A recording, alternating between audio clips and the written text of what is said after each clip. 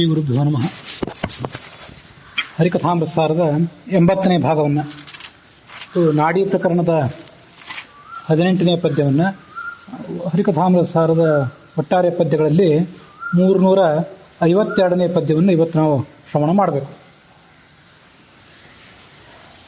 ತಿಳಿದು ಉಪಾಸನೆ ಗೈವುತ ಈ ಪರಿ ಮಲಿನನಂತಿರು, ದುರ್ಜನರ ಕಂಗಳಿಗೆ ಗೋಚರಿಸದೆ, ವಿಪಶ್ಚಿತರೊಡನೆ ಗರ್ವಿಸದೆ, ಮಳೆ ಬಿಸಿಲು ಹಸಿ ತೃಷೆ, ಜಯ ಅಜಯ ಖಳರ ನಿಂದ ಅನಿಂದೆ, ಭಯಗಳಿಗೆ ಅಳುಕದಲೆ, ಮದ್ದಾನೆಯಂದದಿ ಚರಿಸು ಧರೆಯೊಳು.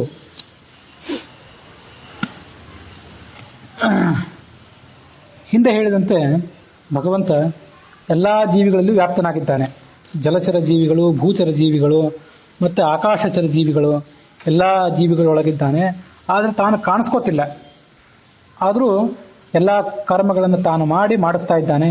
ಅವುಗಳ ಫಲವನ್ನು ಮಾತ್ರ ತಾನು ಉಣ್ತಾ ಇಲ್ಲ. ಆ ಫಲಗಳನ್ನು ಜೀವರಿಗೆ ಉಣಿಸ್ತಾ ಇದ್ದಾನೆ. ಹೀಗೆ ಯಾರು ತಿಳ್ಕೋತಾರೆ, ಆ ಥರ ತಿಳಿದುಕೊಂಡು ಉಪಾಸನೆ ಮಾಡ್ತಾ ಇರು. ಅದನ್ನ ಜೀವನದಲ್ಲಿ ಆಚರಣೆಗೆ ಅವಧೂತನಂತೆ ಇರು. ಮಲಿನನಂತೆ ಅಂದರೆ ಅವಧೂತನಂತೆ. ದುರ್ಜನರ ಕಣ್ಣಿಗೆ ಯಾವತ್ತೂ ಕೂಡ ಗೋಚರಿಸಬೇಡ. ನಿನ್ನ ಸಾಧನೆ, ನಿನ್ನ ವ್ಯಕ್ತಿತ್ವ ಅದು ದುರ್ಜನರಿಗೆ ವ್ಯಕ್ತ ಆಗದೇ ಇರುವಂತಿರಲಿ. ಮತ್ತೆ ಸಜ್ಜನರೊಡನೆ ಯಾವತ್ತೂ ಕೂಡ ಸಂಗತನಾಗಿರು. ಸಜ್ಜನರ ಸಂಘ ಮಾಡು. ಆದರೆ ಆ ಸಜ್ಜನರ ಜೊತೆ ಸಂಘ ಮಾಡುವಾಗ ಅವರ ಎದುರಿಗೆ ಯಾವುದೇ ಗರ್ವವನ್ನು ಮಾಡಬೇಡ, ಅಹಂಕಾರವನ್ನು ತೋರಿಸ್ಕೋಬೇಡ.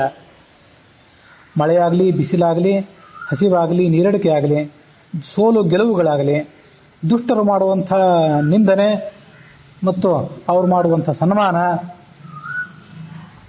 ಈ ಎಲ್ಲ ಥರದ ಭಯ, ಇವುಗಳಿಗೆ ಅಳುಕದೆ. ಇದಕ್ಕೆ ಯಾವುದಕ್ಕೂ ಹೆದರಬೇಡ. ಮದ್ದಾನೆ ಎಂದದಿ, ಆನೆ ಒಂದು ಮದ್ದಾನೆ ಸಂಚಾರ ಮಾಡ್ತಿದ್ರೆ ಅದಕ್ಕೆ ಯಾವುದೇ ಭಯ ಇರೋದಿಲ್ಲ. ಹೇಗೋ ಹಾಗೆ ನೀನು ಕೂಡ ಈ ಜಗತ್ತಿನಿಂದ ಸಂಚಾರ ಮಾಡ್ತಿರು.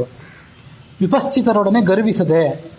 ವಿಪಶ್ಚಿತರು ಅಂದರೆ ಜ್ಞಾನಿಗಳು, ಅದರಲ್ಲಿ ಹಿರಿಯರಾದವರು. ಆ ಹಿರಿಯರ ಜೊತೆ ಯಾವತ್ತೂ ಕೂಡ ಗರ್ವ ಮಾಡಬೇಡ. ಗರ್ವ ಮಾಡಬೇಡ ಅಂತನ್ನೋದಕ್ಕೆ ಛಾಂದೋಗ್ಯ ಉಪನಿಷತ್ನಲ್ಲಿ ಒಂದು ವಿವರಣೆ ಇದೆ. ಎಲ್ಲವೂ ಪರಮಾತ್ಮನ ಅಧೀನ, ಜಗತ್ತೆಲ್ಲವೂ ಪರಮಾತ್ಮನ ಅಧೀನ, ಆತನ ಹತೋಟಿಗೆ ಒಳಪಟ್ಟದ್ದು. ಆದ್ದರಿಂದ ಮನುಷ್ಯ ಅಹಂಕಾರ ಮಾಡಬಾರದು. ನತೇ ಸ್ಯಾತ್ ನೈವಚ ಸ್ತಂಭ ಜ್ಞಾತ್ವಾ ವಿಷ್ಣೋ ಬಲಂ ಪರಂ. ಭಗವಂತನ ಸರ್ವೋತ್ತಮತ್ವವನ್ನು ತಿಳ್ಕೊಂಡ್ರೆ ನಮಗೆ ಯಾವುದೇ ಥರದ ಅಹಂಕಾರ ಬರೋದಿಲ್ಲ. ನಹಿ ವಿಷ್ಣೋರ್ ಬಲಂ ಜ್ಞಾತ್ವಾ ಸ್ತಂಭ ಹೇತು ಕಥಂಚನ ಅಂತ ಸಾಮ ಸಂಹಿತಾದಲ್ಲಿ ಬಂದಂಥ ಒಂದು ಶ್ಲೋಕವನ್ನು ಆಚಾರ್ಯರು ಛಾಂದೋಗ್ಯ ಉಪನಿಷತ್ತಿನಲ್ಲಿ ವರ್ಣನೆ ಮಾಡ್ತಾರೆ. ಅದಕ್ಕೆ ಪೂರ್ವಭಾವಿಯಾಗಿ ಅಹಂಕಾರ ಪಡುವಂಥ ಸಂದರ್ಭ ಏನು ಬಂತು, ಅಹಂಕಾರ ಪಡಬೇಡ ಅಂತ ವರ್ಣನೆ ಮಾಡಿದ್ದು ಯಾಕೆ, ಅದನ್ನು ನಾವು ಶ್ರವಣ ಮಾಡಬೇಕು. ಹಿಂದೆ ಅದನ್ನು ಹೇಳಿದ್ದೆ ಒಂದು ಸರಿ. ಆ ಉಪನಿಷತ್ತಿನ ಭಾಗಗಳನ್ನು ಮೇಲಿನ ಮೇಲೆ ಆಲೋಡನೆ ಮಾಡ್ತಿರ್ಬೇಕು. ಹಿಂದೆ ಶ್ರವಣ ಮಾಡಿದ್ದಕ್ಕಿಂತ ಹೆಚ್ಚಿನ ಶ್ಲೋಕಗಳನ್ನು, ಹೆಚ್ಚಿನ ವಿಷಯಗಳನ್ನು ಈಗ ಶ್ರವಣ ಮಾಡಬೇಕು. ಅದಕ್ಕಾಗಿ ಅದನ್ನು ಮತ್ತೊಂದು ಬಾರಿ ಹೇಳ್ತೇನೆ. ಅರುಣ ಅಂತ ಒಬ್ಬ ಋಷಿ, ಅವನಿಗೆ ಶ್ವೇತಕೇತು ಅಂತ ಒಬ್ಬ ಮೊಮ್ಮಗ. ಅವನ ತಂದೆ ಅವನಿಗೆ ಹೇಳಿದಂತೆ, ಅವನ ಹೆಸರು ಉದ್ದಾಲಕ ಅಂತ ನನಗೆ ನೆನಪು. ನಮ್ಮ ಕುಲದಲ್ಲಿ ಎಲ್ಲರೂ ಕೂಡ ವೇದಾಧ್ಯಯನ ಮಾಡಿ ಶ್ರೇಷ್ಠ ವಿದ್ವಾಂಸರು ಅಂತ ಅನ್ಸ್ಕೊಂಡಿದ್ದಾರೆ. ವೇದಾಧ್ಯಯನ ಮಾಡದೆ ಕೇವಲ ಬ್ರಾಹ್ಮಣನ ಹೆಸರು, ತಂದೆ ತಾಯಿಗಳು ಬ್ರಾಹ್ಮಣರಾದ್ರಿಂದ ಈ ಮಗನೂ ಕೂಡ ಬ್ರಾಹ್ಮಣ ಅಂತ ಅನ್ಸ್ಕೊಂಡವರು ನಮ್ಮ ಕುಲದಲ್ಲಿ ಯಾರೂ ಇಲ್ಲ. ಬ್ರಾಹ್ಮಣ ಅನ್ನೋ ಹೆಸರನ್ನು ಸಾರ್ಥಕಪಡಿಸಿಕೊಂಡವರೇ ಎಲ್ಲರೂ ಇದ್ದಾರೆ. ನಹಿ ನವೈ ಸೌಮ್ಯ ಅಸ್ಮತ್ಕುಲೀನಃ ಅನನೂಚ್ಯ ಬ್ರಹ್ಮಬಂಧುರಿವ ಭವತಿ. ಬ್ರಹ್ಮಬಂಧು ಅಂತಂದ್ರೆ ವೇದಾಧ್ಯಯನ ಮಾಡದೇ ಇದ್ದವನು, ಕೇವಲ ಬ್ರಾಹ್ಮಣ, ಹುಟ್ಟಿನಿಂದಷ್ಟೇ ಬ್ರಾಹ್ಮಣ. ಅದಕ್ಕಾಗಿ ಅವನೇನು ಮಾಡಿದ, 12 ವರ್ಷ ಉಪೇತ್ಯ. ಈ ಮಾತನ್ನು ಕೇಳಿಸ್ಕೊಳ್ಳುವಾಗ ಅವನಿಗೆ 12 ವರ್ಷ ಆಗಿತ್ತು. ಮುಂದೆ 24ನೇ ವರ್ಷದವರೆಗೆ ಅಂದರೆ ಮತ್ತೆ 12 ವರ್ಷ ಆತ ವೇದಾಧ್ಯಯನವನ್ನು ಮಾಡಿ ಮಹಾಮನಾಹ, ಅವನಿಗೆ ಅಹಂಕಾರ ಬಂತು. ಅನೂಚಾನಮಾನಿ, ನಾನೆಲ್ಲವನ್ನೂ ತಿಳ್ಕೊಂಡಿದ್ದೇನೆ. ಸ್ತಬ್ಧ ಏಯಾಯ, ಅಹಂಕಾರ ಬಂದುಬಿಡ್ತು ಅವನಿಗೆ. ಅವನು ಹಾಗೆ ಅಹಂಕಾರ ಬಂದದ್ದನ್ನು ನೋಡಿ ಅವನ ತಂದೆ, ಏನಪ್ಪ ಎಲ್ಲ ತಿಳ್ಕೊಂಡಿದ್ಯಾ ಜಗತ್ತಿನಲ್ಲಿ, ಯಾವ ಪರಮ ಪ್ರಮೇಯವನ್ನು ತಿಳ್ಕೊಂಡ್ರೆ, ಪರತತ್ವವನ್ನು ತಿಳ್ಕೊಂಡ್ರೆ ಜಗತ್ತೆಲ್ಲವನ್ನೂ ಕೂಡ ಉಪದೇಶದ ಮೂಲಕ ತಿಳ್ಕೊಂಡಂತಾಗುತ್ತೋ ಅಂಥ ವಿಷಯವನ್ನೇನಾದರೂ ನೀನು ತಿಳ್ಕೊಂಡಿದ್ದೀಯಾ? ಇವನಿಗೆ ಆಶ್ಚರ್ಯ, ಅದ್ಯಾವುದು ಒಂದು ವಿಷಯ ತಿಳ್ಕೊಂಡ್ಬಿಟ್ರೆ ಉಳಿದೆಲ್ಲ ವಿಷಯ ತಿಳ್ಕೊಂಡಂತೆ ಆಗೋದು ಹೇಗೆ? ಕಥಂನು ಭಗವತ್ಸ ಆದೇಶೋ ಭವತಿ ಅಂತ. ಅದಕ್ಕೆ ತಂದೆ ಅವನಿಗೆ ನಾನಾ ಥರದ ಉದಾಹರಣೆಗಳನ್ನು ಕೊಟ್ಟು ಒಂದು ವಿಷಯವನ್ನು ತಿಳ್ಕೊಂಡ್ರೆ ಎಲ್ಲ ವಿಷಯವನ್ನು ಕೂಡ ಹೇಗೆ ತಿಳ್ಕೊಂಡಂತೆ ಆಗ್ತದೆ ಅಂತ ಉದಾಹರಣೆಗಳನ್ನು ಕೊಡ್ತಾನೆ. ಈಗ ಮಣ್ಣಿನಿಂದಾದಂಥ ಒಂದು ವಸ್ತುವನ್ನು ತಿಳ್ಕೊಂಡ್ರೆ, ಒಂದು ಮಣ್ಣಿನ ಮುದ್ದೆಯನ್ನು ತಿಳ್ಕೊಂಡ್ರೆ ಇದು ಮಣ್ಣು ಅಂತ ತಿಳ್ಕೊಂಡ್ರೆ, ಆ ಮಣ್ಣಿನಿಂದ ಹುಟ್ಟಿದಂಥ ಮಡಕೆ, ಮಣ್ಣಿನಿಂದ ಹುಟ್ಟಿದಂಥ ಬೇರೆ ಬೇರೆ ಆಭರಣಗಳು, ಮಣ್ಣಿನಿಂದ ಹುಟ್ಟುವಂಥ ಬೇರೆ ಗೊಂಬೆಗಳು, ಇವೆಲ್ಲವೂ ಕೂಡ ಮಣ್ಣು ಅಂತ ತಿಳ್ಕೊಂಡಂತ ಆಗುತ್ತೆ. ಹೀಗೆ ಮಣ್ಣಿನ ಮುದ್ದೆಯನ್ನು ತಿಳ್ಕೊಂಡ್ರೆ ಆ ಉಳಿದ ವಸ್ತುಗಳನ್ನು ಕೂಡ ಮಣ್ಣಿನಿಂದ ಹುಟ್ಟುವಂಥ ಎಲ್ಲ ವಸ್ತುಗಳನ್ನು ತಿಳ್ಕೊಂಡಂತೆ ಆಯಿತು. ಕಬ್ಬಿಣ ಅಂತ ಒಂದನ್ನು ತಿಳ್ಕೊಂಡ್ರೆ ಕಬ್ಬಿಣದಿಂದ ಹುಟ್ಟುವಂಥ ಎಲ್ಲ ವಸ್ತುಗಳು, ನಖನಿಕೃಂತನ ಇತ್ಯಾದಿ, ನೇಲ್ ಕಟರ್ ಇತ್ಯಾದಿ ಸಕಲ ವಸ್ತುಗಳನ್ನು ತಿಳ್ಕೊಂಡಂತೆ ಆಗ್ತದೆ ಅಂತ ಒಂದಿಷ್ಟು ಉದಾಹರಣೆಗಳನ್ನು ಕೊಡ್ತಾನೆ. ಗೀತಾ ತಾತ್ಪರ್ಯದಲ್ಲಿ ಮತ್ತು ಉಪನಿಷತ್ತಿನ ಭಾಷ್ಯದಲ್ಲಿ ಅದ್ರ ಬಗ್ಗೆ ಏನು ವಿವರಣೆ ಬಂದಿತ್ತು ಅಂತ ನೋಡಬೇಕು. ಸರ್ವಾನ್ ವೇದಾನ್ ಅಧೀತ್ಯೈವ, ಗೀತಾ ತಾತ್ಪರ್ಯ ಹೀಗೆ ಹೇಳಿದೆ 2ನೇ ಅಧ್ಯಾಯದಲ್ಲಿ. ಗೀತಾ ಭಾಷ್ಯ, ಗೀತಾ ತಾತ್ಪರ್ಯ ಅಂತ 2 ಗ್ರಂಥಗಳು ಮಧ್ವಾಚಾರ್ಯರು ಗೀತಾ ಭಗವದ್ಗೀತೆಗೆ. ಎಲ್ಲ ವೇದಗಳನ್ನು ಓದಿದ, ಪ್ರಜ್ಞಾಧಿಕ್ಯೇನ ಬೇಕಾದಷ್ಟು ಅವನಿಗೆ ಪ್ರಜ್ಞೆ ಬಂತು, ಅಹಂಕಾರ ಬಂತು. ಪ್ರಾಯಶೋ ನಾಸ್ತಿ ಮಾನುಷಃ, ಎಂಥ ಅಹಂಕಾರ ಬಂದ್ಬಿಡ್ತಂದ್ರೆ ಬರೇ ದೊಡ್ಡ ಪಂಡಿತ ಅಂತ ನಮಗೂ ಎಲ್ಲರಿಗೂ ಬರ್ತಿರ್ತದೆ. ಆದರೆ ಇಂಥ ಒಂದು ಅಹಂಕಾರ ಬಂದ್ಬಿಡ್ತು ಅವನಿಗೆ. ಹಾಗಾಗಿ ಪ್ರಾಯ ನಾನು ಮನುಷ್ಯ ಅಲ್ಲ, ಇಷ್ಟೆಲ್ಲ ಜ್ಞಾನ ನನಗೆ ಬಂದಿರಬೇಕಾದ್ರೆ, ಇಷ್ಟು ಪ್ರವಚನ, ಇಷ್ಟೆಲ್ಲ ಲೇಖನಗಳನ್ನೆಲ್ಲ ಮಾಡ್ತಿದ್ದೇನೆ ಅಂದಮೇಲೆ, ಇಷ್ಟೆಲ್ಲ ಜನ ನನ್ನನ್ನು ಪ್ರಶಂಸೆ ಮಾಡ್ತಿದ್ದಾರೆ ಅಂದಮೇಲೆ ನಾನು ಪ್ರಾಯ ಮನುಷ್ಯನೇ ಅಲ್ಲ. ಏನಾಗದ, ಸುಮ್ಮನೆ ಅಲ್ಲಿಗೆ ನಿಂತಿದ್ದು ಸ್ವಲ್ಪ ಅಡ್ಡಿ ಇರ್ತಿರ್ಲಿಲ್ಲ. ಯಾರೋ ಒಬ್ಬ ದೇವತಾಂಶ ಸಂಪೂರ್ಣ ಇರಬೇಕು ಅಂತ ಇಷ್ಟೇ ತಿಳ್ಕೊಂಡಿದ್ರೆ ದೊಡ್ಡ ವಿಷಯ ಆಗ್ತಿರ್ಲಿಲ್ಲ. ದೇವೋವಾ ಕೇಶವಾಂಶೋವಾ ನೈಷಾ ಪ್ರಜ್ಞಾ ಅನ್ಯಥಾ ಭವೇತ್. ನಾನೊಬ್ಬ ದೇವತೆಯೇ ಆಗಿರಬೇಕು ಅಥವಾ ಕೇಶವಾಂಶೋವಾ ಭಗವಂತನ ಅಂಶವೇ ಆಗಿರಬೇಕು. ಭಗವಂತನಿಗೆ ಅಂಶ ಅಂದರೆ ರಾಮ, ಕೃಷ್ಣ, ವೇದವ್ಯಾಸ ಇವೆಲ್ಲ ಸಾಕ್ಷಾತ್ ಅಂಶಗಳು. ಈ ಆವೇಶಾಂಶ ಅಂತ ಇರ್ತದಲ್ಲ, ಆವೇಶ ಅವತಾರ ಅಂತೇಳಿ ಪೃಥು ಚಕ್ರವರ್ತಿ ಮೊದಲಾದವರು, ಅಂಥದ್ದು ಯಾವುದೋ ಒಂದು ನಾನು ಆಗಿರಬೇಕು. ಭಗವಂತನ ವಿಶೇಷ ಆವೇಶವೇ ನನ್ನಲ್ಲಿ ಇದ್ದಿರಬೇಕು. ಇಲ್ಲದೇ ಇದ್ರೆ ಏಷಾ ಪ್ರಜ್ಞೆ ಅನ್ಯಥಾ ಕಥಂ ಭವೇತ್, ಇಷ್ಟು ಜ್ಞಾನ ನನಗೆ ಹೇಗೆ ಬರ್ಲಿಕ್ಕೆ ಸಾಧ್ಯ ಅಂತ ಅವನಿಗೆ ತಲೆಯಲ್ಲಿ ಬಂದ್ಬಿಡ್ತು. ಬಹಳ ಆಶ್ಚರ್ಯ ಇದೆ. ನಮ್ಮಲ್ಲಿ ಎಷ್ಟೋ ಜನ ಅಹಂಕಾರಿಗಳು ಇರ್ತಾರೆ, ಅವರೆಲ್ಲರಿಗೂ ಕೂಡ ನಾನು ಕೇಶವನ ಅಂಶ ಅಂತ ಯಾರಿಗೂ ಅಹಂಕಾರ ಬಂದಿರೋದಿಲ್ಲ.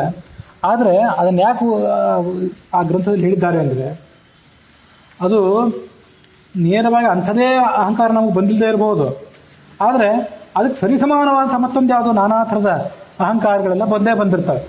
ಅದಕ್ಕಾಗಿ ಅವನು ಸ್ವಲ್ಪ ಹೆಚ್ಚಿನ ವಿದ್ವಾಂಸ ಆಗಿದ್ದ, ಹೆಚ್ಚಿನ ಅಹಂಕಾರ ಬಂದಿತ್ತು. ಸಣ್ಣ ಸಣ್ಣ ವಿದ್ವಾಂಸರಿಗೆ ಸಣ್ಣ ಸಣ್ಣ ಅಹಂಕಾರ, ಕೆಲವು ಬಾರಿ ಸಣ್ಣ ಸಣ್ಣ ವಿದ್ವಾಂಸರಿಗೂ ಕೂಡ ದೊಡ್ಡ ದೊಡ್ಡ ಅಹಂಕಾರಗಳು ಬರೋದಿದ್ದೇ ಇದೆ.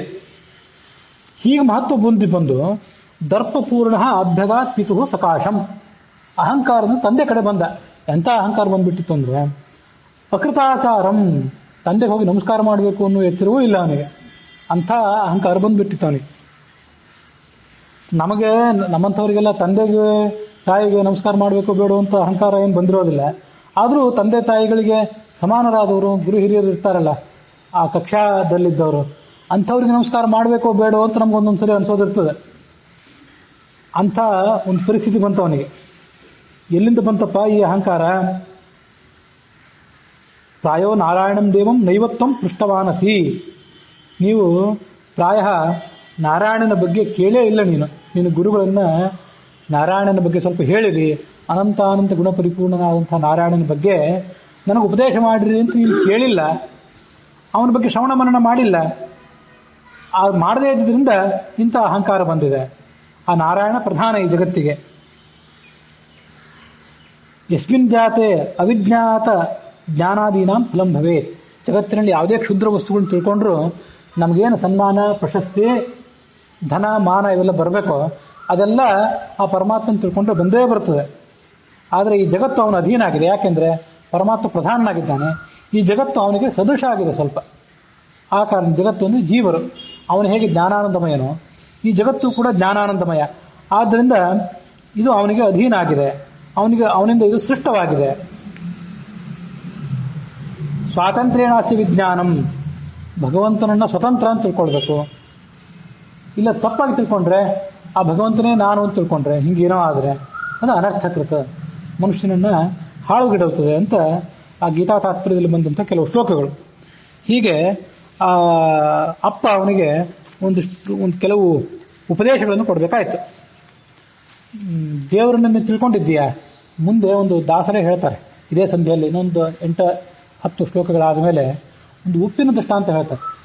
ಆ ಉಪ್ಪಿನ ದೃಷ್ಟಾಂತವೂ ಕೂಡ ಇದೇ ಛಾಂದೋಗ್ಯ ಉಪನಿಷತ್ನಲ್ಲೇ, ಇದೇ ಭಾಗದಲ್ಲೇ ಆ ತಂದೆ ಕೊಟ್ಟಂತ ಕೆಲವು ಉದಾಹರಣೆಗಳಲ್ಲೇ ಬಂದದ್ದು. ಅದಕ್ಕಾಗಿ ಛಾಂದೋಗ್ಯ ಉಪನಿಷತ್ತನ್ನು ಹೇಳಬೇಕು ಅಂತ ನೆನಪಾಯಿತು, ಅದಕ್ಕಾಗಿ ಇನ್ನೆಲ್ಲ ಹೇಳಿದೆ. ಉಪ್ಪನ್ನ ನೀರಿನಲ್ಲಿ ಹಾಕು ಅಂತ ಹೇಳಿದಂತೆ ಅಪ್ಪ ಹಿಂದಿನ ದಿವಸ ರಾತ್ರಿ. ಮಗ ಹಾಕಿದ. ಮಾರನೇ ದಿವಸ ಆ ಉಪ್ಪು ಹೇಗಿದೆ, ಆ ನೀರು ಹೇಗಿದೆ, ಉಪ್ಪಾಗಿದೆ, ತೆಗೆದು ತೋರಿಸು. ಬರಲಿಲ್ಲ. ನೀರಿನಲ್ಲಿ ಎಲ್ಲೇ ಕೈ ಹಾಕಿದ್ರು ಉಪ್ಪೇ ಅದು, ಆದರೆ ಉಪ್ಪು ಕಣ್ಣಿಗೆ ಮಾತ್ರ ಕಾಣ್ತಿಲ್ಲ, ಬಾಯಿಗೆ ತಿಳಿತಿದೆ. ಹಾಗೆ ಭಗವಂತ ಎಲ್ಲ ಕಡೆ ವ್ಯಾಪಿಸಿಕೊಂಡಿದ್ದಾನೆ ಅಂತ ಒಂದು ಉದಾಹರಣೆ ಕೊಡ್ತಾರೆ ಮುಂದೆ. ಆತ ಕೊಟ್ಟಂತ ಅನೇಕ ಉದಾಹರಣೆಗಳಲ್ಲಿ ಇದೊಂದು. ಆ ಛಾಂದೋಗ್ಯ ಉಪನಿಷತ್ತಿನ ಉದಾಹರಣೆ ಅದು. ಅದನ್ನೇ ದಾಸರು ಲವಣೋದಕವು ಅಂತ ಒಂದು ಪದ್ಯನೇ ಬರೆದಿದ್ದಾರೆ. ಅದಕ್ಕೆ ಪೂರ್ವಭಾವಿಯಾಗಿ ಯಾವುದಕ್ಕೆ ಬಂತು ಆ ದೃಷ್ಟಾಂತ? ಇದಕ್ಕಾಗಿ ಬಂತು, ಶ್ವೇತಕೇತುವಿನ ಅಹಂಕಾರಕ್ಕಾಗಿ ಬಂತು. ದೊಡ್ಡವನಾದ್ದರಿಂದ ಅಹಂಕಾರ ಬೇಗ ಬಂದಿತ್ತು. ಅವನ ಸುಯೋಗ ಎಂಥದ್ದು ಅಂತಂದ್ರೆ, ಆ ಅಹಂಕಾರವನ್ನು ಕಳೀಲಿಕ್ಕೆ ಅವರ ಅಪ್ಪ ಇದ್ದ, ಮತ್ತದು ಸ್ವಭಾವತಃ ದೊಡ್ಡವನೇ ಆಗಿದ್ದ, ಋಷಿ ಕುಲದಲ್ಲಿ ಹುಟ್ಟಿದವನಾಗಿದ್ದ, ವೇದ ಮಂತ್ರಗಳನ್ನು ಸಾಕ್ಷಾತ್ಕರಿಸಿಕೊಂಡಂಥವ್ರ ವಂಶದಲ್ಲಿ ಹುಟ್ಟಿದವನಾಗಿದ್ದಾದ್ರಿಂದ ಅಹಂಕಾರ ಬಂದಷ್ಟೇ ಬೇಗ ಕರಗಿ ಹೋಯಿತು. ದುರ್ದೈವ ಏನಾಗ್ತದೆ, ನಮಗೆ ಅಹಂಕಾರ ಬಹಳ ಕಾಲೀನವಾಗಿರ್ತದೆ. ಆ ಅಹಂಕಾರ ಹೋಗ್ಲಿಕ್ಕೆ ಬೇಕಾದಂತಹ ಅವಕಾಶಗಳಿದ್ರೆ ಭಗವಂತ ಕೊಡೋದಿಲ್ಲ. ಎಲ್ಲಾ ಜೀವರಲ್ಲೂ ಅಲ್ಪ ಸ್ವಲ್ಪ ದೋಷಗಳು ಇದ್ದೇ ಇರ್ತವೆ. ಹಾಗಾಗಿ ಇವನಿಗೂ ಅಹಂಕಾರ ಬಂತು, ಬೇಗ ಹೋಯಿತು. ನಮಗೆ ಅದು ಹೋಗದೇನೆ ಇರುವಷ್ಟು ಅಹಂಕಾರ ಬರೋ ಸಾಧ್ಯತೆ ಇದೆ ಕೊನೆ ತನಕನು. ಕೊನೆಗೆ ಮೃತ್ಯು ಶೈಲಿಯಲ್ಲಿ ಇರ್ತೇವೆ, ಮಾತಾಡ್ಲಿಕ್ಕೆ ಬರೋದಿಲ್ಲ. ಯೌವನದಲ್ಲಿ ಎಂತೆಂಥ ಪ್ರವಚನ ಮಾಡಿದ್ದೆ ಗೊತ್ತೇನು, ಎಷ್ಟೆಷ್ಟು ಜನ ಬರ್ತಿದ್ರು ಗೊತ್ತೇನು, ಎಂತೆಂಥ ಸಾಧನೆ ಮಾಡಿದ್ದೆ ಗೊತ್ತೇನು ಅಂತ ಹೇಳ್ಕೊಳ್ಳೋದು ಅಂತ ಬಾಯಿಗೆ ಬರ್ತಿರ್ತದೆ. ಆದ್ರೆ ಏನು ಹೇಳಿದ್ರಿ ಅಂತ ಕೇಳಿದ್ರೆ ಹೇಳಿಕ್ ಬರ್ತಿರೋದಿಲ್ಲ. ಅಂತಹ ಪರಿಸ್ಥಿತಿಯಲ್ಲಿದ್ರೂ ಅಹಂಕಾರ ಹೋಗಿರೋದಿಲ್ಲ. ಅದಕ್ಕಾಗಿ ಇದನ್ನೆಲ್ಲ ಹೇಳಬೇಕಾಯ್ತು. ವಿಪಶ್ಚಿತರನ್ನೇ ಗರ್ವಿಸದೆ. ಹಾಗಾಗಿ ಈ ಅಹಂಕಾರ ಹೋಗ್ಬೇಕಾದ್ರೆ ಏನು ಮಾಡಬೇಕು? ಅದೇ ಛಾಂದೋಗ್ಯ ಉಪನಿಷತ್ನಲ್ಲೇ ಮುಂದೆ ಕೆಲವು ಮಾತುಗಳನ್ನು ಹೇಳ್ತಾರೆ. ಏಕಯವ ದ್ವಿತೀಯ ಅಸೌ ಅತಃ ಸರ್ವೋತ್ತಮತ್ವತಃ. ಈ ಭಗವಂತ ಅದ್ವಿತೀಯ ಅಂತ ಅನ್ಸ್ಕೊಂಡಿದ್ದಾನೆ. ಅದನ್ನ ಅದ್ವಿತೀಯ ಅಂತಂದ್ರೆ, ದ್ವಿತೀಯ ಅಂದ್ರೆ ಎರಡನೇವನು, ಅದ್ವಿತೀಯ ಅಂದ್ರೆ ಎರಡನೇವನು, ಇಲ್ಲದೇ ಇದ್ದವನು. ಅದಕ್ಕೆ ಅದ್ವೈತದಲ್ಲಿ ವ್ಯಾಖ್ಯಾನ ಪರಮಾತ್ಮನಿಗಿಂತ ಭಿನ್ನವಾದ ಯಾವುದೂ ಇಲ್ಲವೇ ಇಲ್ಲ ಅಂತ. ಹಾಗಲ್ಲ, ಪರಮಾತ್ಮನಿಗೆ ಸದೃಶವಾದ ಯಾವುದೂ ಇಲ್ಲ ಅಂತ ಅರ್ಥ ಅದಕ್ಕೆ. ಹೀಗೆ ಆ ಅದ್ವಿತೀಯ ಅಂತ ಅನ್ನೋದಕ್ಕೆ ಅರ್ಥ. ಅವನು ಸರ್ವೋತ್ತಮ ಆದ್ರಿಂದ ಅವನಿಗೆ ಅದ್ವಿತೀಯ ಅಂತ ಹೆಸರು. ಸರ್ವೋತ್ತಮ ಆದ್ರಿಂದ ಅವನಿಗೆ ಸತ್ ಅಂತ ಕೂಡ ಹೆಸರಿದೆ. ಮುಖ್ಯತ್ವಾದೇವ ಸನ್ನಾಮ. ಭಗವಂತ ಅದ್ವಿತೀಯ, ಭಗವಂತನಿಗೆ ಸಮಾನರಾದವರು ಯಾರೂ ಇಲ್ಲ. ಭಗವಂತನೇ ಮುಖ್ಯ ಆದ್ರಿಂದ ಅವನು ಸತ್ ಆಗಿದ್ದಾನೆ. ಸತ್ತತಿ ಜ್ಞಾನ ರೂಪತಃ. ಅವನು ಎಲ್ಲಾ ಕಡೆ ವ್ಯಾಪಿಸಿಕೊಂಡಿದ್ದಾನೆ ಮತ್ತು ಜ್ಞಾನ ಸ್ವರೂಪನಾಗಿದ್ದಾನೆ. ಆದ್ರಿಂದ ಅವನನ್ನ ಸತ್ಯ ಅಂತ ಕರೀತಾರೆ. ಸತ್ವಂ ನಾಸಿ ಕಥಂಚನ. ಪರಮಾತ್ಮನ ಗುಣಗಳು ನೀನು ತಿಳ್ಕೊಂಡ್ಬಿಟ್ರೆ, ಆ ಪರಮಾತ್ಮನಂತೆ ನಾನು ಜ್ಞಾನ ಸ್ವರೂಪನ, ನಾನು ಆನಂದ ಸ್ವರೂಪನ, ನಾನು ವ್ಯಾಪ್ತನ ಅಂತ ನೀನು ಆಲೋಚನೆ ಮಾಡಿಬಿಟ್ರೆ ನಿನ್ನ ಅಹಂಕಾರ ತಾನಾಗಿ ಕರಗಿ ಹೋಗ್ತದಲ್ಲ. ನಿನಗೆ ಯಾಕೆ ಅದು ಕರಗಲಿಲ್ಲ ಅಂತ ಕೇಳಿದ ಅಪ್ಪ. ಅಥವಾ ಅನೂಚಾನಮಾನಿ ತ್ವಂ ಸ್ತಬ್ಧೋಸಿ ಕುತಯೇವತು. ಅಹಂಕಾರ ಬರ್ಲಿಕ್ಕೆ ನಿನಗೆ ಏನು ಕಾರಣ ಇದೆ? ಏನು ದೊಡ್ಡ ಸಾಧನೆ ಮಾಡಿದ್ದೆ? ಎಷ್ಟು ತಿಳಿದಿದೆ ನಿನಗೆ? ಆ ಪ್ರಶ್ನೆಗಳನ್ನ ನೀನೇ ಹಾಕ್ಕೊಳ್ಬೇಕಾಗಿತ್ತು, ಹಾಕ್ಕೊಳ್ಳಿಲ್ಲ ಅನ್ನೋ ಧ್ವನಿಯಲ್ಲಿ. ಪರಮಾತ್ಮನ ಗುಣಗಳನ್ನು ಸ್ವಲ್ಪ ವಿಮರ್ಶೆ ಮಾಡಿ ನೋಡಿದ್ರೆ, ಆ ಗುಣಗಳು ನಿನ್ನಲ್ಲಿ ಇಲ್ಲ ಅಂದಮೇಲೆ ನಾನು ಅಜ್ಞಾನಿ ಅಂತ ನಿನಗಾಗಿ ತಿಳಿಬೇಕಾಗಿತ್ತು, ಯಾಕೆ ತಿಳಿಲಿಲ್ಲ? ಅದೇ ಅಲ್ಲದೆ ತತ್ವೋ ಅಧಿಕಾ ಇಂದ್ರಾದ್ಯಾ ತದುಚ್ಚಾ ಶ್ರಿಯಾದಯ ಸರ್ವೋಚ್ಚೋ ಭಗವಾನ್ ವಿಷ್ಣು. ನೀನು ಋಷಿ, ನಿನಗಿಂತ ಉಚ್ಚರಾದವರು ಎಷ್ಟೋ ಜನ ಇದ್ದಾರೆ ಜ್ಞಾನಿಗಳು. ಆ ಎಲ್ಲ ಜ್ಞಾನಿಗಳಿಗೆ, ಆ ಎಲ್ಲ ದೇವತೆಗಳಿಗೆ ಹಿರಿಯನಾಗಿ ದೇವರಾಜ ಇಂದ್ರ ಇದ್ದಾನೆ. ಅವನಿಗಿಂತ ಹಿರಿಯಳಾಗಿ ಉಮಾದೇವಿ ಇದ್ದಾಳೆ, ಶಿವ ಇದ್ದಾನೆ, ಮುಖ್ಯ ಪ್ರಾಣ ಇದ್ದಾನೆ. ಅವರೆಲ್ಲರಿಗಿಂತ ಹಿರಿಯಳಾಗಿ ಶ್ರೀ ಇದ್ದಾಳೆ, ಲಕ್ಷ್ಮೀದೇವಿ. ಅವರೆಲ್ಲರಿಗಿಂತ ಮುಖ್ಯನಾಗಿ ಸರ್ವೋಚ್ಚನಾಗಿ ವಿಷ್ಣು ಇದ್ದಾನೆ. ನ ಸ್ತಂಭೋ ಅಸ್ಯಾಪಿ ಹಿ ಕ್ವಚಿತ್.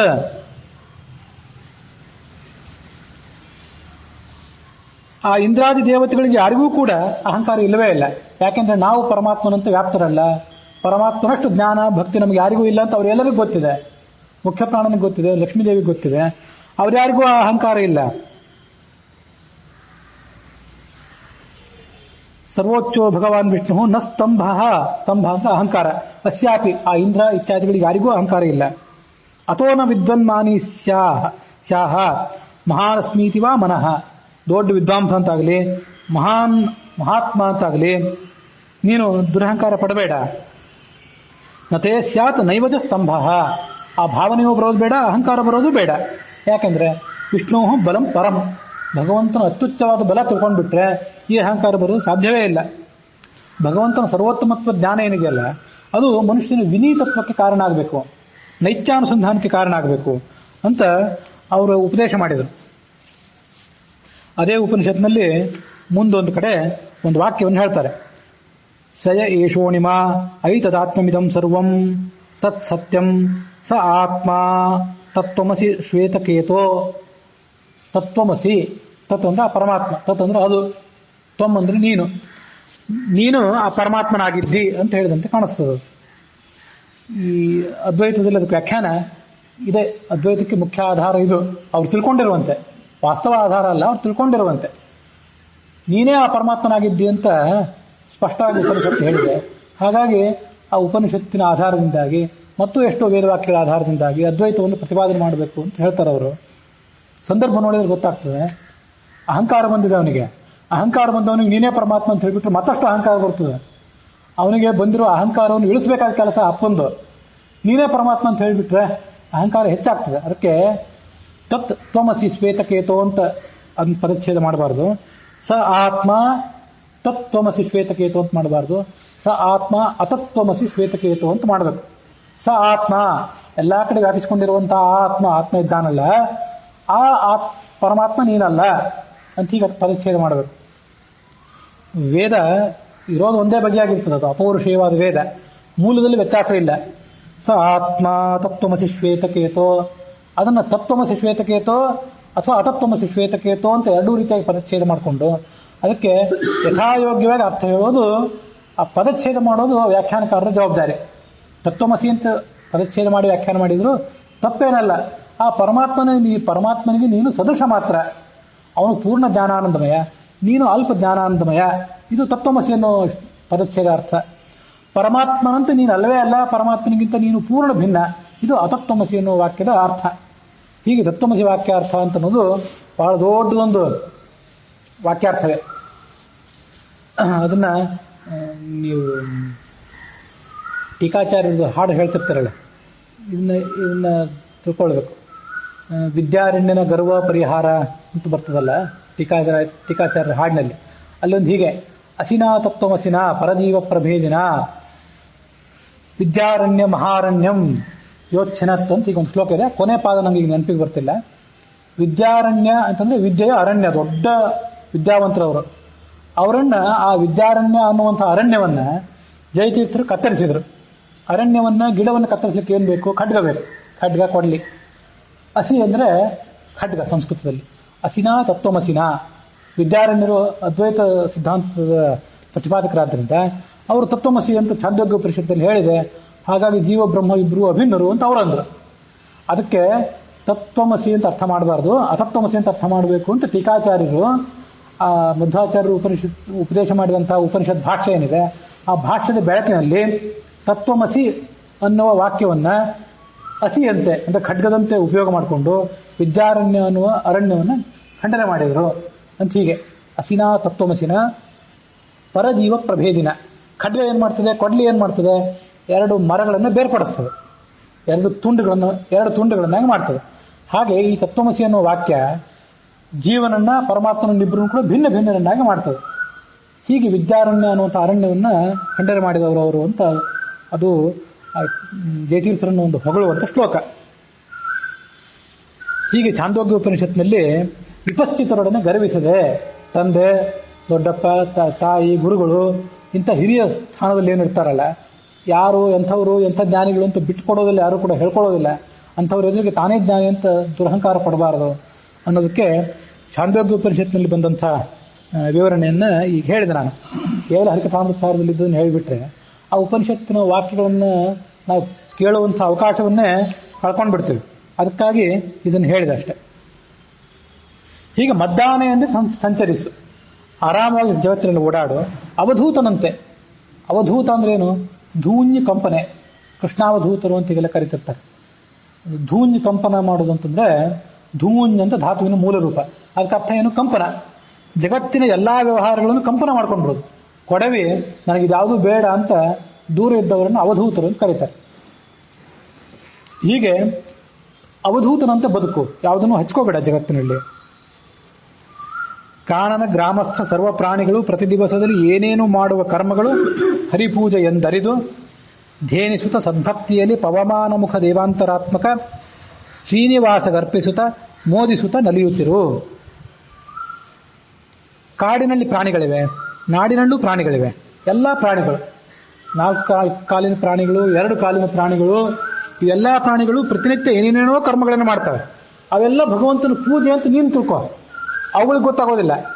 ನಾಯಿ, ಹಂದಿ ಮೊದಲಾದ ಪ್ರಾಣಿಗಳಿಗೆ, ಕಾಡಿನಲ್ಲಿ ನಾಡಿನಲ್ಲಿ ಸಂಚಾರ ಮಾಡುವ ಪ್ರಾಣಿಗಳಿಗೆ ಭಗವಂತನ ಪ್ರಜ್ಞೆಯೇ ಇರೋದಿಲ್ಲ. ಅವುಗಳಿಗೆ ಅವೇನು ಪೂಜೆ ಮಾಡ್ತವೆ. ಆದರೆ ಅವು ಮಾಡುವಂತಹ ಚಟುವಟಿಕೆಗಳು ಕೂಡ ಭಗವಂತನೇ ಮಾಡಿಸಿದ್ದು ಅಂತ ನೀನು ತಿಳ್ಕೊ. ಆ ಮೂಲಕ ಭಗವಂತನ ಪೂಜೆ ನಿನ್ನದಾಗ್ತದೆ. ದೇವಾಲಯದಲ್ಲಿ ಗರ್ಭಗೃಹದಲ್ಲಿ ಕೂತ್ಕೊಂಡು ಪೂಜೆ ಮಾಡೋದು ಮಾತ್ರ ಅಲ್ಲ, ಇದನ್ನೂ ಪೂಜೆ ಅಂತ ತಿಳ್ಕೊ. ಅದನ್ನು ಶ್ರೀನಿವಾಸನಿಗೆ ಅರ್ಪಣೆ ಮಾಡು, ಸಂತೋಷದಿಂದ ನಲಿದಾಡು.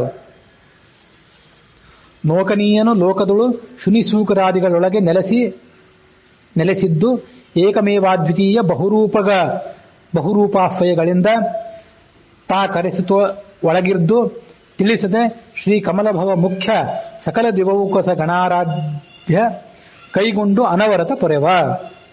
ನೋಕನೀಯ ಅದನ್ನ ಯಾರಿಗೂ ಕಡಿಮೆ ಇಲ್ಲದೆ ಇದ್ದವನು, ಎಲ್ಲರಿಗಿಂತ ಹಿರಿಯ ಅಂತ ಒಂದು ಅರ್ಥ ಬರೆದಿದ್ದಾರೆ. ಅದೊಂದು ಅರ್ಥ ಯೋಗ್ಯವೇ. ಅದಷ್ಟೇ ಅಲ್ಲ, ನಕರ್ಮಣ ವರ್ಧತೆ ನೋಕನೀಯಾನ್ ಅಂತ ಬೃಹದಾರಣ್ಯಕ ಉಪನಿಷತ್ನಲ್ಲಿ ಮತ್ತೆ ಶತಪಥ ಬ್ರಾಹ್ಮಣದಲ್ಲಿ ಇತ್ಯಾದಿ ಕಡೆಗಳಲ್ಲಿ ಬರುವಂತಹ ಒಂದು ಮಾತದು. ನಕರ್ಮಣ ವರ್ಧತೆ, ನಾವು ಕರ್ಮಗಳನ್ನು ಮಾಡಿ ಮೇಲ್ ಹಂತಕ್ಕೆ ಹೋಗಬೇಕು, ಸಾಧನೆ ಮಾಡಬೇಕಾದವ್ರು ನಾವು. ಕರ್ಮದಿಂದ ನಮಗೆ ಹೆಚ್ಚಳ ನಿತ್ಯ. ಕರ್ಮ ಮಾಡದೇ ಇದ್ರೆ ಕನಿಷ್ಠರಾಗ್ತೀವಿ, ಕೆಳಗಿಳಿತೇವೆ. ಆದ್ರೆ ಭಗವಂತ ಹಾಗಲ್ಲ. ಅವನು ಜಗತ್ತಿನ ಸೃಷ್ಟಿ ಇತ್ಯಾದಿ ಎಲ್ಲಾ ಕರ್ಮಗಳನ್ನು ಮಾಡ್ತಿರ್ತಾನೆ. ಆದ್ರೆ ಅವನಿಗೆ ಹೆಚ್ಚಳವೂ ಇಲ್ಲ, ಕರ್ಮವನ್ನು ಮಾಡದೇ ಇದ್ರ ಮೂಲಕ ಅವನಿಗೆ ಹಾನಿಯೂ ಇಲ್ಲ.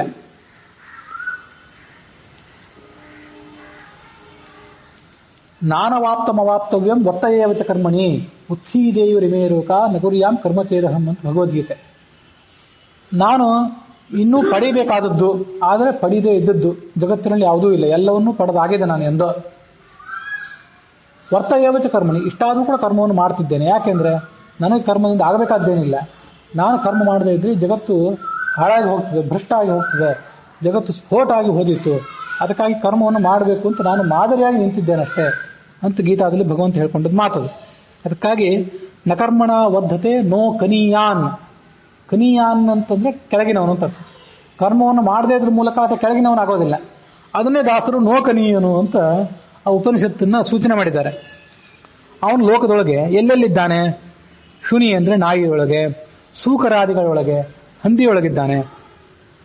ಏಕಮೇವಾದ್ವಿತೀಯ, ಎಲ್ಲ ಕಡೆ ಒಂದೇ ರೂಪದಿಂದ ಒಂದೇ ರೀತಿಯಾಗಿದ್ದಾನೆ. ಬಹುರೂಪ ಆಶ್ರಯಗಳಿಂದ ಆ ನಾಯಿಗೆ ಆ ನಾಯಿ ಅಂತ ಹೆಸರು ಬಂದದ್ದು ಈ ಭಗವಂತನ ಅಸ್ತಿತ್ವ ಇರೋದರಿಂದಲೇ. ಸೂಕರಕ್ಕೆ, ವರಾಹಕ್ಕೆ, ಸಿಂಹಕ್ಕೆ, ವ್ಯಾಘ್ರಕ್ಕೆ ಆಯಾ ಹೆಸರುಗಳು ಬಂದು ಆತ ಒಳಗಿದ್ದಿದ್ದರಿಂದಲೇ. ಬಹುನಾಮಗಳಿಂದ ಕರೆಸ್ಕೋತಾನೆ, ಆದರೆ ಏಕಮೇವಾದ್ವಿತೀಯ, ತಿಳಿಸೋದಿಲ್ಲ. ಒಳಗಿದ್ದೀನಿ ಅಂತ ಅವರಿಗೆ ತಿಳಿಲಿಕ್ಕೆ ಬಿಡೋದಿಲ್ಲ. ಶ್ರೀ ಕಮಲಭವ ಮುಖ್ಯ ಸಕಲ ದಿವೌಕಸ ಗಣಾರಾಧ್ಯ. ಶ್ರೀ ಅಂದ್ರೆ ಲಕ್ಷ್ಮೀದೇವಿ, ಕಮಲಭವ ಅಂದ್ರೆ ಚತುರ್ಮುಖ ಬ್ರಹ್ಮ, ಇದೇ ಮೊದಲಾದ ಸಕಲ ದೇವತೆಗಳಿಗೆ ಪೂಜೆಯನ್ನು ಇದು ಸ್ವೀಕಾರ ಮಾಡ್ತಾನೆ. ಮತ್ತು ಅವರನ್ನು, ಈ ಜೀವರನ್ನು ಆತ ರಕ್ಷಣೆ ಮಾಡ್ತಾನೆ. ಇನಿತು ಉಪಾಸನೆ ಗೈವುತಿಹ ಸಜ್ಜನರು ಸಂಸಾರದಲ್ಲಿ ಪ್ರತಿ ದಿನಗಳಲ್ಲಿ ಏನೇನು ಮಾಡುವುದೆಲ್ಲ ಹರಿಪೂಜೆ ಎನಿಸಿಕೊಂಬವು. ಸತ್ಯ ಈ ಮಾತಿನಲ್ಲಿ ಸಂಶಯ ಪಡುವ ನರ ಅಲ್ಪನು ಸುನಿಶ್ಚಯ ಭಾಷ್ಯಕರ್ಮವ ಮಾಡಿ ಫಲವೇನು. ಹೀಗೆ ಉಪಾಸನೆ ಮಾಡಬೇಕು. ಎಲ್ಲಾ ಕಡೆ ಇರುವಂತಹ ಭಗವಂತನು ಒಬ್ಬನೇ ಆಗಿದ್ದಾನೆ, ಆ ಭಗವಂತನ ರೂಪಗಳಿಗೆ ಭೇದ ಇಲ್ಲ ಅಂತ ತಿಳ್ಕೊಳ್ಬೇಕು. ಹೀಗೆ ಮಾಡುವಂಥ ಸಜ್ಜನ ಸಂಸಾರದಲ್ಲಿ ಏನೇ ಕೆಲಸ ಮಾಡಿದ್ರು, ಪ್ರತಿನಿತ್ಯ ಏನು ಮಾಡಿದ್ರು ಅದೆಲ್ಲ ಹರಿಪೂಜೆ ಅಂತ ಅನ್ಸ್ಕೋತದೆ. ಇದ್ರ ಬಗ್ಗೆ ಸಂಶಯವೇ ಇಲ್ಲ. ಇದ್ರ ಬಗ್ಗೆ ಯಾರಾದರೂ ಸಂಶಯ ಪಟ್ರೆ ಆತನೇ ಮೂರ್ಖ. ಅಂಥ ಮೂರ್ಖ, ಭಗವಂತನ ವ್ಯಾಪ್ತಿಯನ್ನು ತಿಳಿಯದೇ ಇರುವಂತಹ ಮೂರ್ಖ, ಏನು ಕರ್ಮಗಳನ್ನು ಮಾಡಿದ್ರು, ಏನು ದೊಡ್ಡ ಸಾಧನೆ ಮಾಡಿದ್ರು ಆ ಸಾಧನೆಗೇನು ಅರ್ಥ ಬರೋದಿಲ್ಲ.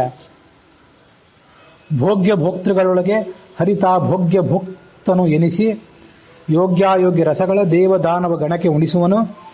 ಭಾಗ್ಯನಿಧಿ ಭಕ್ತರಿಗೆ ಸದ್ವೈರಾಗ್ಯ ಭಕ್ತಿ ಜ್ಞಾನ ವೀವ, ಅಯೋಗ್ಯರಿಗೆ ದ್ವೇಷಾದಿಗಳ ತನ್ನಲ್ಲಿ ಕೊಡುತ್ತಿಪ್ಪ.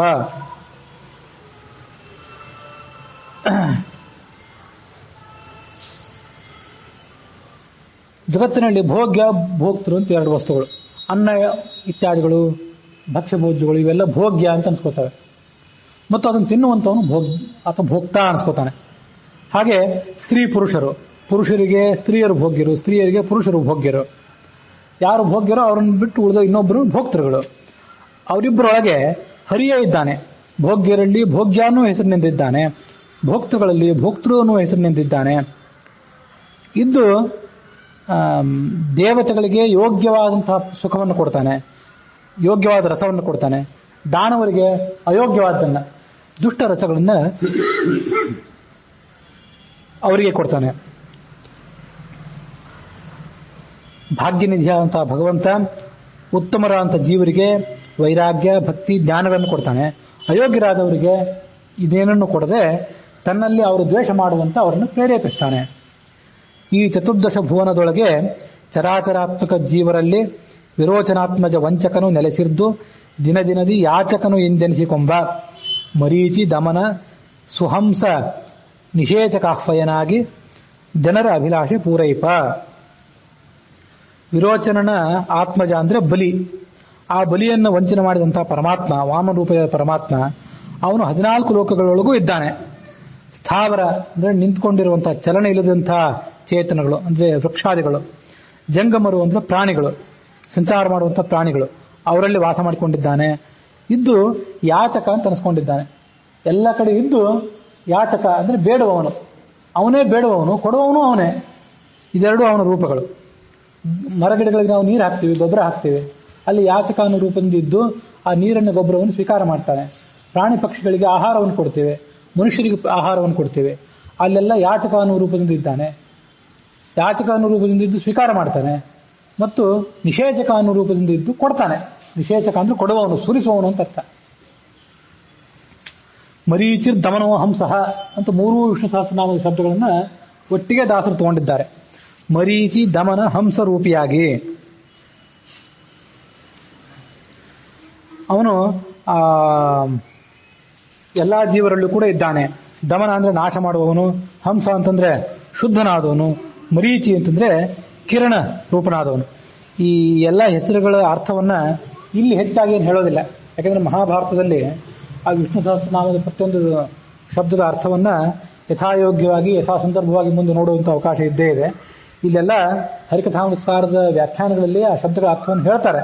ಆದರೆ ಅದಕ್ಕೆ ಈಗ ಸಂದರ್ಭ ಬೇಡ, ಮಹಾಭಾರತದ ಪ್ರವಚನವೇ ಅದಕ್ಕೆ ಯೋಗ್ಯವಾದ ಸಂದರ್ಭ ಅನ್ನೋ ದೃಷ್ಟಿಯಿಂದ ಅದನ್ನು ಈಗ ಬಿಟ್ಟಿದ್ದೇನೆ.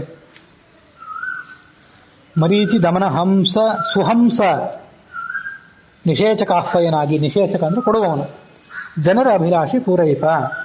ಅನ್ನದ ಅನ್ನಾದ ಅನ್ನಮಯ ಸ್ವಯಮನ್ನ ಬ್ರಹ್ಮಾದ್ಯಖಿಲ ಚೇತನಕ್ಕೆ ಅನ್ನಕಲ್ಪಕ ನಾಹನು ಅನಿರುದ್ಧಾದಿ ರೂಪದಲ್ಲಿ ಅನ್ಯರನ್ನು ಅಪೇಕ್ಷಿಸದೆ ಗುಣ ಕಾರುಣ್ಯ ಸಾಗರ ಸೃಷ್ಟಿಸುವನು ಹಿರಣ್ಯ ಗರ್ಭನೊಳಿರ್ದು ಪಾಲಿಸುವನು ಜಗತ್ರಯವ. ಅನ್ನಮನ್ನಾದ ಏವಚ ಅಂತ ವಿಷ್ಣು ಸಹಸ್ರನಾಮ. ಅವನೇ ಅನ್ನ, ಅವನು ಅನ್ನಾದನೂ ಕೂಡ ಹೌದು. ನಮಗೆ ಅನ್ನವನ್ನು ಕೊಟ್ಟವನು ಅವನು, ಅನ್ನದೊಳಗಿರುವಂತಹ ಒಂದು ರೂಪದಿಂದಲೂ ಆತ ಇದ್ದಾನೆ. ಅನ್ನದ ಅನ್ನಾದ ಮತ್ತು ಅನ್ನಮಯ, ಅನ್ನಮಯ ಅಂತ ಕೂಡ ಅವನಿಗೆ ಹೆಸರಿದೆ. ಸ್ವಯಂ ಅನ್ನ, ಅವನು ಸ್ವಯಂ ಅನ್ನ ಸ್ವರೂಪನಾಗಿದ್ದಾನೆ. ಅದ್ಯತೇತ್ತಿ ಚ ಭೂತಾನಿ ತಸ್ಮಾದನ್ನಂ ತದುಚ್ಯತೀತಿ ಅಂತ ತೈತ್ತರೀಯ ಉಪನಿಷತ್ತು. ಈ ಜಗತ್ತೆಲ್ಲವೂ ಕೂಡ ಅವನನ್ನೇ ಅವಲಂಬಿಸಿಕೊಂಡಿದೆ, ಅವನನ್ನೇ ತಿನ್ನುತ್ತದೆ, ಅವನನ್ನೇ ಸೇವನೆ ಮಾಡ್ತದೆ. ಅದಕ್ಕಾಗಿ ಅವನಿಗೆ ಅನ್ನ ಅಂತ ಹೆಸರು. ಬ್ರಹ್ಮಾದಿ ಸಕಲ ಜೀವಿಗಳಿಗೂ ಕೂಡ ಅನ್ನ ಕೊಡುವವನು ಅವನೇ. ಈ ಜಗತ್ತನ್ನು ಸೃಷ್ಟಿ ಮಾಡ್ತಾನಲ್ಲ ಚತುರ್ಮುಖ ಬ್ರಹ್ಮನೊಳಗಿದ್ದು, ಆ ಸೃಷ್ಟಿ ಕಾರ್ಯಕ್ಕೆ ಅವನಿಗೆ ಯಾರ ಅವಲಂಬನೆಯೂ ಬೇಕಾಗಿಲ್ಲ, ತಾನಾಗಿ ಆ ಕಾರ್ಯವನ್ನು ಮಾಡ್ತಾನೆ. ಮತ್ತು 3 ಲೋಕಗಳನ್ನು ಕೂಡ ಆತ ಸೃಷ್ಟಿ ಮಾಡ್ತಾನೆ.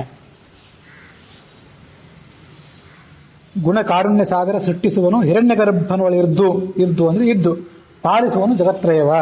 ಈ 3 ಲೋಕವನ್ನು ಕೂಡ ಆತ ಕಾಪಾಡ್ತಾನೆ. ತ್ರಿಪದ ತ್ರಿದಶಾಧ್ಯಕ್ಷ ತ್ರಿಸ್ಥ ತ್ರಿಪಥಗಾಮಿನಿ ಪಿತ ತ್ರಿವಿಕ್ರಮ ಕೃಪಣವತ್ಸಲ ಕುವಲಯದಲ ಶ್ಯಾಮ ನಿಸ್ಸೀಮ ಅಪರಿಮಿತ ಚಿತ್ಸುಖ ಗುಣಾತ್ಮಕ ವಪುಷ ವೈಕುಂಠಾದಿ ಲೋಕಾಧಿಪ ತ್ರಯೀಮಯ ತನ್ನವರ ನಿಷ್ಕಪಟದಿಂ ಪೊರೆವ. ತ್ರಿಪದ 3 ಸ್ಥಾನ ಇದ್ದವನು. ಈ ಶ್ವೇತದ್ವೀಪ, ವೈಕುಂಠ, ಅನಂತಾಸನ ಅನ್ನುವಂಥ 3 ಸ್ಥಾನಗಳು ಇದ್ದವನು. ತ್ರಿಪದ ತ್ರಿದಶಾಧ್ಯಕ್ಷು ಅಂತ ವಿಷ್ಣು ಸಹಸ್ರನಾಮ. ತ್ರಿದಶರು ಅಂದ್ರೆ ದೇವತೆಗಳು. ಆ ದೇವತೆಗಳಿಗೆ ಈತ ಅಧ್ಯಕ್ಷ.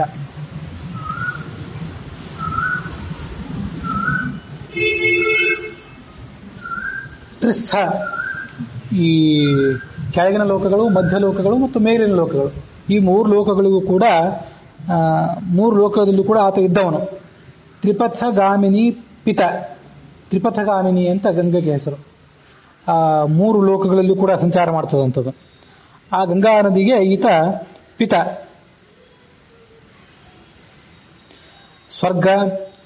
ಸ್ವರ್ಗಲೋಕ, ಪಾತಾಳಲೋಕ ಮತ್ತು ಮರ್ತ್ಯಲೋಕ ಅಂದ್ರೆ ಮನುಷ್ಯಲೋಕ, ಈ 3 ಲೋಕದಲ್ಲಿಯೂ ಸಂಚಾರ ಮಾಡುವಂತಹ ಗಂಗಾ ನದಿಗೆ ತ್ರಿಪಥಗಾಮಿನಿ ಅಂತ ಹೆಸರು, ಅಥವಾ ತ್ರಿಪಥಗಾ ಅಂತ ಹೆಸರು.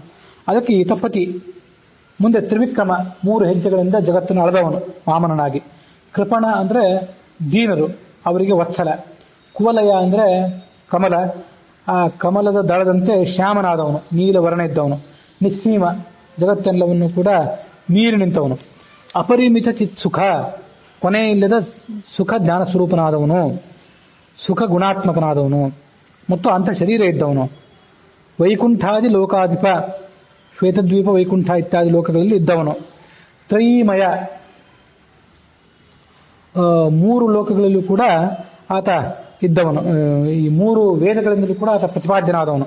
ಋಗ್ವೇದ, ಯಜುರ್ವೇದ, ಸಾಮವೇದ ಅನ್ನುವಂಥ 3 ವೇದಗಳಿಂದಲೂ ಆತ ಪ್ರತಿಪಾದ್ಯನಾದವನು. ತನ್ನವರ ನಿಷ್ಕಪಟದಿಂದ ತೊರೆವ, ತನ್ನವರು ಅಂತ ಯಾರಿದ್ದಾರೆ ಅವರನ್ನ ಪ್ರೀತಿಯಿಂದ ಆತ ಪಾಲನೆ ಮಾಡ್ತಾನೆ. ಲವಣ ಮಿಶ್ರಿತ ಜಲವು ತೋರ್ಪುದು ಲವಣದೋಪಾದಿಯಲ್ಲಿ ಜಿಹ್ವೆಗೆ, ವಿವರಗೈಸಲು ಶಕ್ಯವಾಗುವುದೇನೋ ನೋಳ್ಪರಿಗೆ.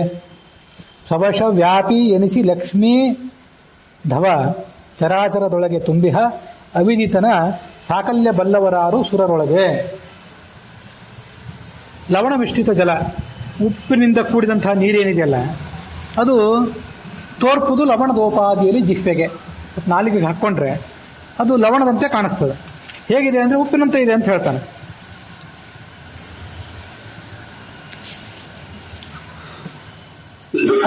ಆದ್ರೆ ವಿವರಗೈಸಲು ಶಕ್ಯವಾಗುವುದೇನೋ, ಅದನ್ನ ಹೇಗಿದೆ ವಿವರಿಸು, ಅದನ್ನ ಹೇಳು ಅಂತ ಹೇಳಿದ್ರೆ ಉಪ್ಪು ಅಂತ ಹೇಳ್ತಾನೆ ಹೊರತು ಅದನ್ನು ತೋರ್ಸ್ಲಿಕ್ಕೆ ಬರೋದಿಲ್ಲ.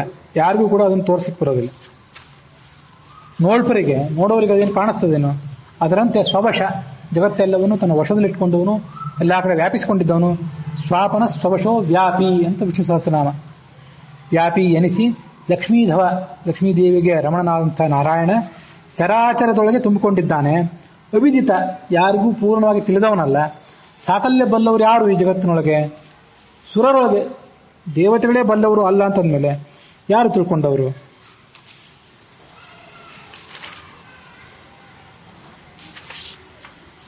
ಲವಣಮೇತದುದಕ್ಕೆ ಅವಧಾಯ ಅಥಮಾ ಪ್ರಾತಃ ಉಪಸೀದಥ ಇತಿ. ತಂದೆ ಹೇಳಿದ ಮಗನಿಗೆ, ನೀರಿನಲ್ಲಿ ಉಪ್ಪನ್ನು ಹಾಕು, ನಾಳೆ ಬೆಳಗ್ಗೆ ನನ್ನ ಕಡೆ ಬಂದ ಬಾ. ಸ ತಥಾ ಚಕಾರ, ತಂದೆ ಹೇಳಿದಂತ ಮಗ ಮಾಡಿದ. ತಂಹೋವಾಚ ಯದ್ದೋಷ ಲವಣಮೇತದುದಕ್ಕೆ ಅವಧಾಹ ಅಂಗ ತದುದಾಹರ. ರಾತ್ರಿ ಉಪ್ಪು ಹಾಕಿದೆಯಲ್ಲಪ್ಪ, ಆ ಉಪ್ಪನ್ನು ತಗೊಂಡ್ ಬಾ. ತದ್ಧ ಅವಮೃಶ್ಚ ನ ವಿವೇದ ಯಥಾ ನಿಲೀನಮೇವ. ಮಗ ಕೈ ಹಾಕಿ ನೋಡಿದ, ಅಲ್ಲಿ ಅದು ಉಪ್ಪು ಪೂರ ನಾಶ ಆಗಿ ಹೋಗಿದೆಯೇನೋ ಅನ್ನುವಂತೆ ಇತ್ತು. ಅದು ಕೈ ಸಿಗಲೇ ಇಲ್ಲ ಅದು ಉಪ್ಪು. ಆಗ ಇವನೇನ್ ಮಾಡಿದ ಅಪ್ಪ, ಅಂಗ ಅಸ್ಯ ಅಂತಾದಾಚಾಮ, ಅದು ಪಾತ್ರೆ ಇತ್ತಲ್ಲ, ಪಾತ್ರೆ ತುದಿ ಕಡೆಯಿಂದ ಸ್ವಲ್ಪ ನೀರು ಕುಡಿದು ನೋಡು. ಹಾಗೆ ಮಾಡಿದ ಅವನು. ಕಥಮಿತಿ, ಹೇಗಿದೆ? ಲವಣಮಿತಿ. ಮಧ್ಯಾದಾಚಾಮ, ಮಧ್ಯದಲ್ಲಿ ನೀರು ಕುಡಿ. ಕಥಮಿತಿ ಲವಣಮಿತಿ. ಅಂತ್ಯಾದಾಚಾಮ, ಇನ್ನೊಂದು ತುದಿ ಕಡೆಯಿಂದ ನೀರು ಕುಡಿ. ಕಥಮಿತಿ ಲವಣಮಿತಿ. ಅಭಿಪ್ರಾಸಯೇತಥ ಮೋಪಸೀದಥ ತದ್ಧತ ಚಕಾರ. ಆ ನೀರನ್ನು ಚೆಲ್ಲಿ ನನ್ನ ಕಡೆ ಬಾ. ಮಗ ತಂದೆ ಹೇಳಿದಂತೆ ಮಗನ ಕಡೆ ಬಂದ, ತಂದೆ ಕಡೆ ಬಂದ ಮಗ. ನೀರಿನಲ್ಲಿ ಉಪ್ಪು ಹಾಕಿದ್ರೆ ಅದು ನೀರಿನಲ್ಲೇ ಇರ್ತದೆ, ಆದ್ರೆ ಅದು ನೋಡ್ಲಿಕ್ಕೆ ಮಾತ್ರ ಅದು ಸಿಗ್ತಿಲ್ಲ. ಉಪ್ಪಿನ ರುಚಿ ಅನುಭವಕ್ಕೆ ಗೋಚರ ಆಗ್ತಿದ್ರು, ಉಪ್ಪು ಕಾಣಿಸೋದಿಲ್ಲ ಹೇಗೋ ಹಾಗೆ ಪ್ರಪಂಚವನ್ನು ನೋಡಿದಾಗ ಪರಮಾತ್ಮನ ಸಾಮರ್ಥ್ಯದ ಅರಿವು ನಮಗಾಗ್ತದೆ, ಆದ್ರೆ ಪರಮಾತ್ಮ ಮಾತ್ರ ಗೋಚರ ಆಗೋದಿಲ್ಲ. ಸ ಏಷೋ ಅಣಿಮ ಐತದಾತ್ಮಮಿದಂ ಸರ್ವಂ ತತ್ಸತ್ಯಂ. ಆ ಪರಮಾತ್ಮ ಹಾಗೆ ಎಲ್ಲ ಕಡೆ ಅನುರೂಪದಿಂದ ಇದ್ದಾನೆ, ಮಹದ್ರೂಪದಿಂದ ಇದ್ದಾನೆ. ಐತದಾತ್ಮಮಿದಂ ಸರ್ವಂ, ಆ ಪರಮಾತ್ಮನನ್ನೇ ಒಳಗೊಂಡದ್ದು ಈ ಜಗತ್ತು. ಇಲ್ಲಿ ಉಪನಿಷತ್ತಿನ ಐತದಾತ್ಮಮಿದಂ ಸರ್ವಂ ಅಂತ ಅಷ್ಟೇ ನೋಡ್ಬಿಟ್ರೆ ನೋಡಿ ಅದ್ವೈತ ಹೇಳ್ತಿದೆ ಜಗತ್ತು. ಉಪನಿಷತ್ತು ಅದ್ವೈತವನ್ನು ಹೇಳ್ತಿದೆ, ಜಗತ್ತನ್ನೆಲ್ಲ ಸುಳ್ಳು ಅಂತಿದೆ, ಪರಮಾತ್ಮ ಒಬ್ಬನೇ ಸತ್ಯ ಅಂತಿದೆ ಅಂತ ಅನಿಸ್ತದೆ. ಹಿಂದೇನು ಅಲ್ಲಿದೆ, ದೃಷ್ಟಾಂತ ಏನಿದೆ ಅಂತ ನೋಡ್ಬೇಕು. ನೀರಿನಲ್ಲಿ ಉಪ್ಪಿದೆ ಅಂತ ಹೇಳಿದೆ, ಉಪ್ಪು ಸುಳ್ಳಾಗಲಿಲ್ಲ, ಉಪ್ಪು ಸತ್ಯವಾದ್ದೇ, ಕಣ್ಣಿಗೆ ಕಾಣಲಿಲ್ಲ ಅಷ್ಟೇ, ನಾಲಿಗೆ ಕಾಣಿಸ್ತು. ಹಾಗೆ ಪರಮಾತ್ಮ ನಮಗೆ ಕಣ್ಣಿಗೆ ಕಾಣಿಸಲಿಲ್ಲ, ಆದರೆ ಬೇರೆ ದೃಷ್ಟಾಂತಗಳಿಗೆ ಬೇರೆ ಪ್ರಮಾಣಗಳಿಗೆ ಆತ ನಿಲುಕ್ತಾನೆ ಅಂತ ಅದಕ್ಕೆ ಅರ್ಥ. ಅದು ಈ ಛಾಂದೋಗ್ಯ ಉಪನಿಷತ್ತಿನ ಮಾತನ್ನೇ ದಾಸರು ಲವಣ ಮಿಶ್ರಿತ ಜಲವು ತೋರ್ಪುದು ಅಂತ ತಗೊಂಡಿದ್ದಾರೆ. ವ್ಯಾಪ್ಯನಂದದಿ ಸರ್ವಜೀವರಳಿಪ್ಪ ಚಿನ್ಮಯ ಘೋರ ಭವ ಸಂತಪ್ಯಮಾನರು ಭಜಿಸೆ ಭಕುತಿಯಂದದಲ್ಲಿ ಇಹಪರದಿ ಪ್ರಾಪ್ಯನಾಗುವನು ಅವರವರ ಗುಣಗಳಿಗೆ ಒಪ್ಪಗೊಂಬನು ಭಕ್ತವತ್ಸಲ ತಪ್ಪಿಸುವ ಜನ್ಮಾದಿ ದೋಷಗಳ ಅವರಿಗೆ ಅನವರತ.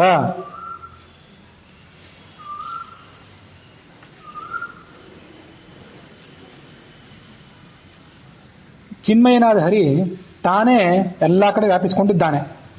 ಘೋರವಾದಂಥ ಈ ಸಂಸಾರದಲ್ಲಿ ಬೆಂದಂಥವರು ನೊಂದಂಥವರು ಅವನನ್ನು ಪೂಜನೆ ಮಾಡಿದರೆ ತಾನು ಅವರಿಗೆ ದೊರಕ್ತಾನೆ. ವ್ಯಾಪ್ಯನಂದರಿ, ಅವನನ್ನು ನೋಡಿದರೆ ವ್ಯಾಪಕ ಅಂತ ಅನ್ಸೋದೇ ಇಲ್ಲ. ಅವನಕ್ಕಿಂತ ದೊಡ್ಡದು ಯಾವುದಾದ್ರೂ ಇದೆಯೋ ಅಂತ ಯಾರು ಭ್ರಾಂತರಿಗೆ ಸಂಶಯ. ಇವತ್ತು ಪರಮಾತ್ಮ ವ್ಯಾಪಕ ಅಂತ ಕೆಲವು ಮೊದಲು ಒಪ್ಲಿಕ್ಕೆ ತಯಾರಿಲ್ಲ. ವ್ಯಾಪ್ಯನಂತೆ ಕಾಣಿಸ್ತಾನೆ. ವ್ಯಾಪ್ಯ ಅಂದರೆ ಕೆಳಗಿನ ಸಣ್ಣ ಮಟ್ಟದ್ದು, ವ್ಯಾಪಕ ಅಂದರೆ ಮೇಲಿನ ಮಟ್ಟದ್ದು.